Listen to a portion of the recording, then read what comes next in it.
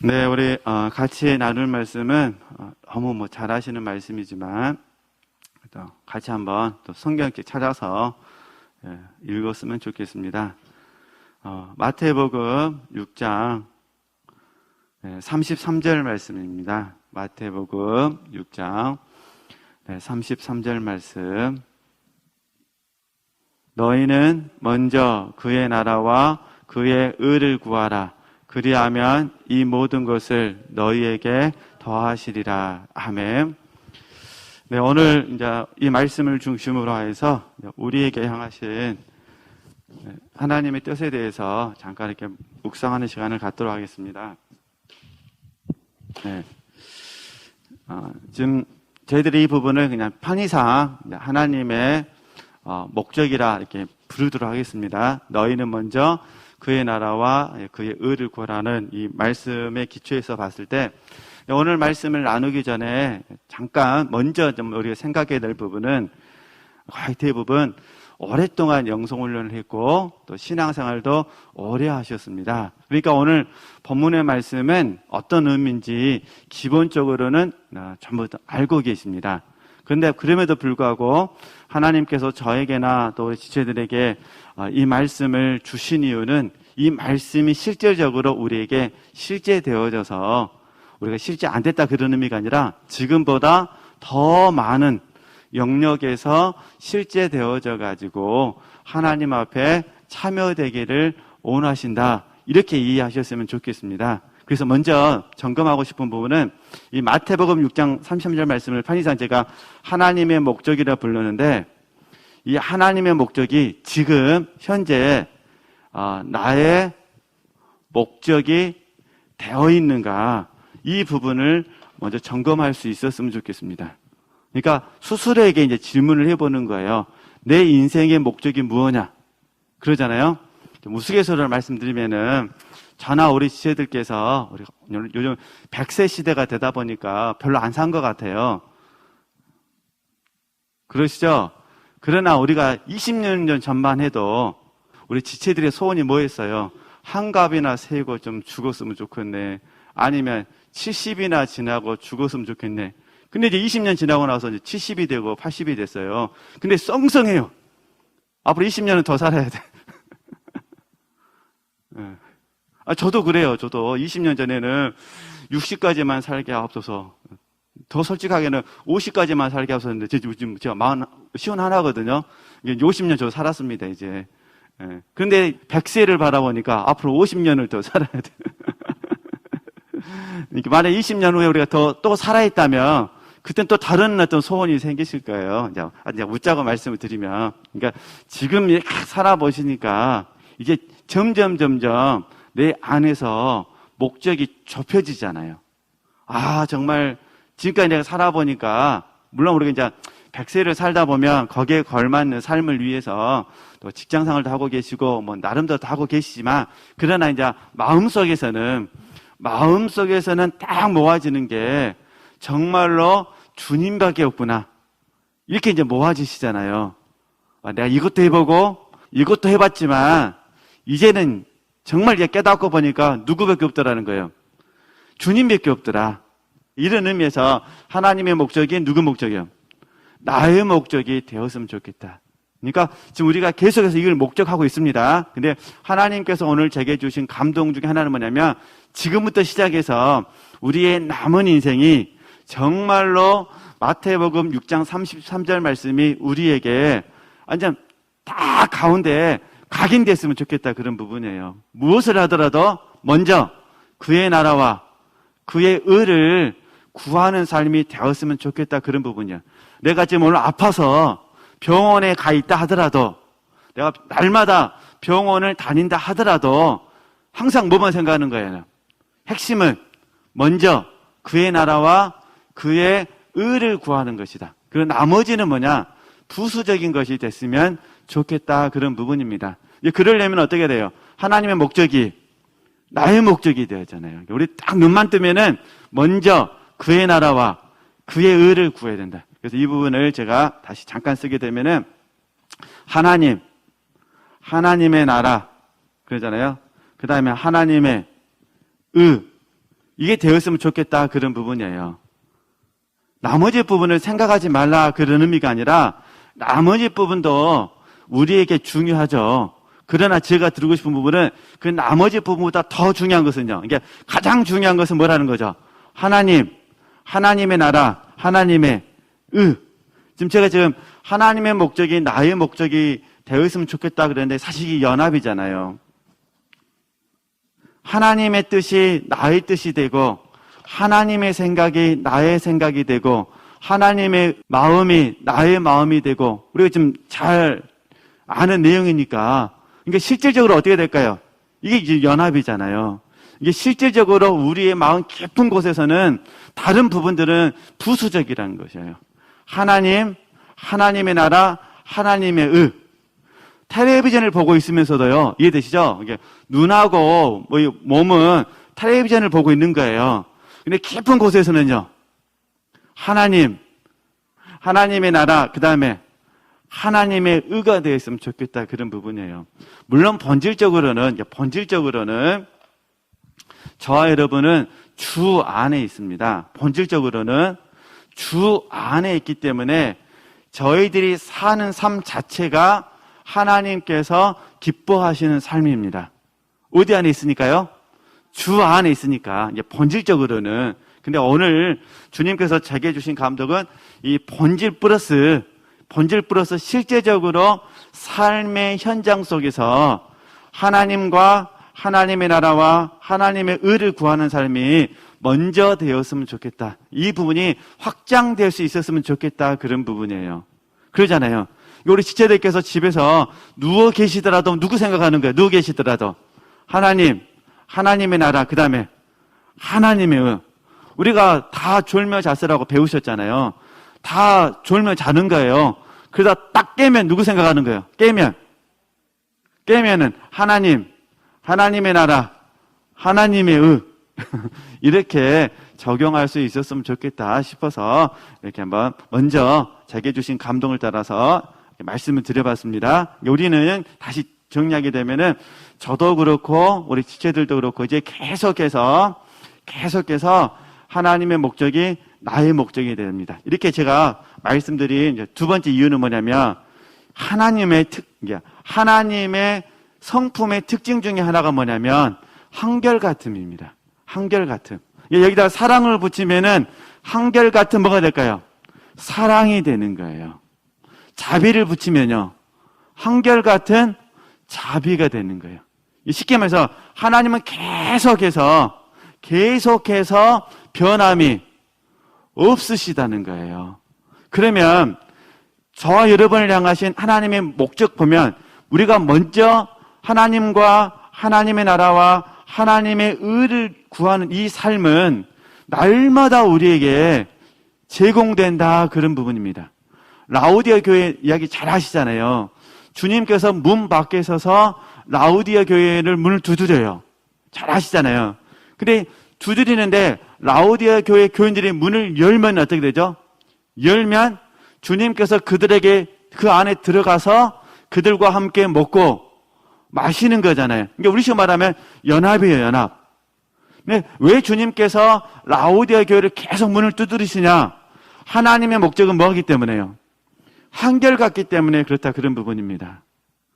10년 후에도 이 하나님의 목적은 변함이 없으셔요.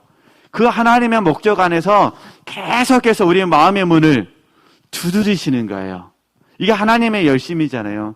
계속 두드리셔가지고 저에게나 우리 지체들이 계속해서 하나님을 구하고 하나님의 나라를 구하고 하나님의 의를 구하기를 원하신다 그런 부분입니다. 그러면 우리도 하나님의 자녀인 우리도 어떤 특징을 가져야 될까요? 그러면 우리도 똑같이 한결같아야죠.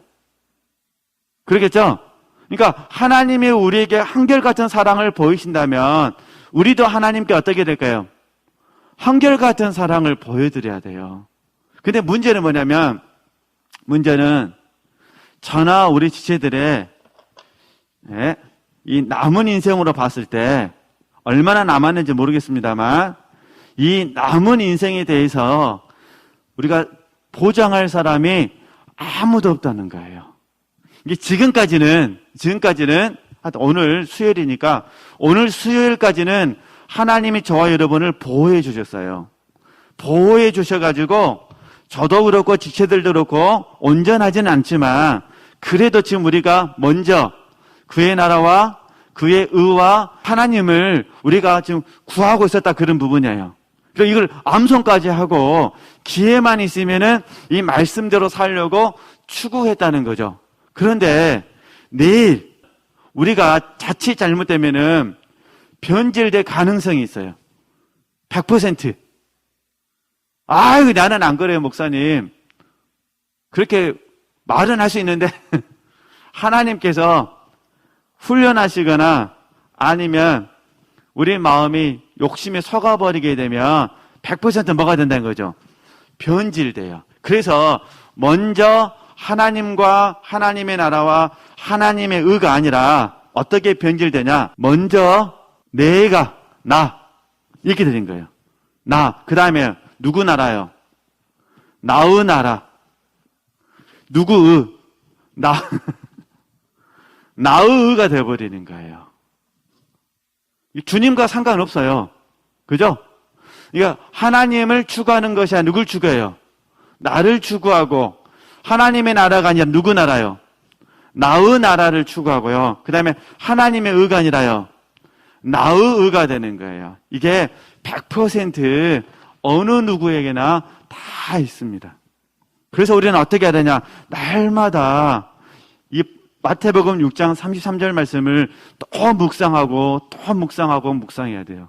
설사 내가 하나님을 구하고 하나님의 나라를 구하고 하나님의 의를 구할 수 있지만 사실 자칫 잘못하면은 먼저가 없어져 버려요. 이해되셨죠? 먼저가 없어지고 어떻게 될까 이제? 둘째 아니면 시간이 있을 때 이렇게 돼버리는 거예요. 시간이 있을 때 이렇게 해서 먼저라는 부분이 계속해서 뒷전으로 가게 돼요. 근데 우리 마음의 특징 중에 하나가 뭐냐면 먼저 된 것만 생각해요. 그러니까 먼저인 것에 대해만 몰두되어 있어요. 마음의 특징이 그래요. 물론 소수의 아주 탁월한 능력자를 제외하고 대부분요, 내가 지금 집중하고 있는 것만 관심이 있어요. 만약에 아침에 내가 꽃을 가꾼다. 그럼 딱 아침에 일어나면 뭐에만 관심이 있을까요? 꽃을 가꾸는 데만 관심이 있어요. 그게 마음이 그렇다는 거예요, 마음. 그러니까 주도권이 하나님에게서 나로 전환될 가능성이 100%다. 그러니까 어떻게 될까요? 우리는요, 또 눈만 뜨면 하나님의 은혜를 구할 수밖에 없습니다. 그래서 먼저 이 내용을 나누기 전에 우리 사랑하는 지체들께서 다시 한번 하나님의 속성은 한결같습니다. 이게 나도 하나님의 종으로서 또 본질적으로는 하나님의 자녀잖아요. 하나님의 자녀로서 나도 하나님 한결같은 이 하나님의 성품을 본받기를 원합니다. 라는 소원을 날마다 드릴 수 있으셨으면 좋겠습니다. 그래서 이걸 저희들이 지속성이라 부르잖아요. 지속성. 그러니까 하나님의 성품을 내가 계속해서 따라가야 돼요. 하나님의 성품이 내 안에서 이루어져야 돼요. 제가 이제 한결같음이라는 단어를 쓰는 이유는 쉽게 자주 하시는 말씀들이니까 이해하시라고 제가 말씀드리는 겁니다. 그러니까 다시 아침에 눈만 뜨면 누구 생각하셔야 돼요? 하나님, 그 다음에요. 하나님의 나라, 그 다음에 하나님의 의. 이게 항상 먼저, 그죠? 그래서 그다음 세 번째는 먼저라는 개념은 원래는 이 먼저라는 개념은 이제 저희 교회에서 가르칠 때는 오직의 의미거든요. 오직. 그러니까 딱 하나만 되는 거예요. 이제 마태복음 6장에서도 예수님께서 하시는 말씀도 그거예요. 딱 하나. 그러니까 먼저라는 개념은 우리가 이제 얇게 생각하면 우선순위라고 생각할 수 있는데 그건 틀린 건 아닙니다. 틀린 건 아닌데 지금 저희들의 입장에서 봐서는 우선순위의 문제가 아니라 뭐의 문제란 거예요? 오직의 문제, 오직. 그것만. 이해되시죠? 그것만 해야 돼요. 그러니까 우리 마음의 핵심, 중심에서는 다른 거 들어오면 안 돼요. 이게 나에게 있어서 가장 의미가 있고 가치가 있고 보람이 있고 이런 의미가 이제 오직이라는 의미예요. 오직. 그러니까 나로 생존하게 만드는 큰 힘. 이해되시겠죠? 그게 오직이에요. 그러니까 그 오직이 누가 됐으면 좋겠다는 거죠. 하나님. 그러니까 저와 여러분이 존재하는 이유가 오직 누가 됐으면 좋겠어요? 하나님, 하나님의 나라, 하나님의 의가 되었으면 좋겠다. 나머지는 필요한 것들, 부수적인 것들, 이렇게 우리 지체들께서 적용하시면은 좀 더 도움이 되실 것 같아요. 다시, 저도 이 말씀을 얼마나 많이 들었겠어요. 또 우리 앉아 계신 우리 권사님들께서도 이 말씀을 얼마나 많이 들으시겠어요. 그러잖아요. 근데 늘 듣는 말씀이지만, 그래 다시 한번 우리가 이 부분이 내 마음 깊은 곳에서 나를 움직이게 하는 힘이 되었으면 좋겠다, 그런 부분입니다. 정말 나로 하여금 살게 하는 어떤 원동력이 될 수 있었으면 좋겠다.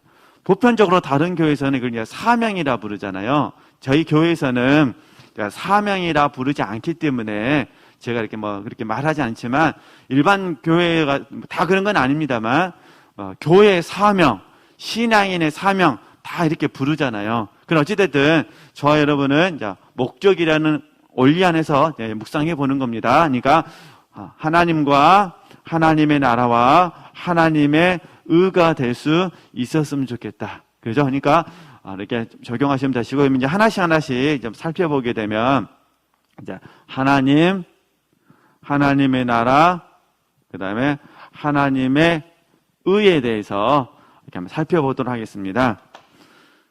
물론 이제 사도 바울 이야기를 할 수밖에 없어요. 제 입장에서는. 그러니까 하나님, 하나님의 나라, 하나님의 의를 구하는 좋은 모델 중에 한 분이 사도 바울이기 때문에 사도 바울 이야기를 할 수밖에 없어서 잠깐 말씀 좀 몇 구절 이렇게 보도록 하겠습니다. 먼저 우리 고린도후서 말씀을 봤으면 좋겠습니다. 고린도후서 말씀 5장 13절 말씀 같이 한번 읽도록 하겠습니다. 우리가 만일 미쳤어도 하나님을 위한 것이요 만일 정신이 온전하여도 너희를 위한 것이니. 아멘. 그러잖아요.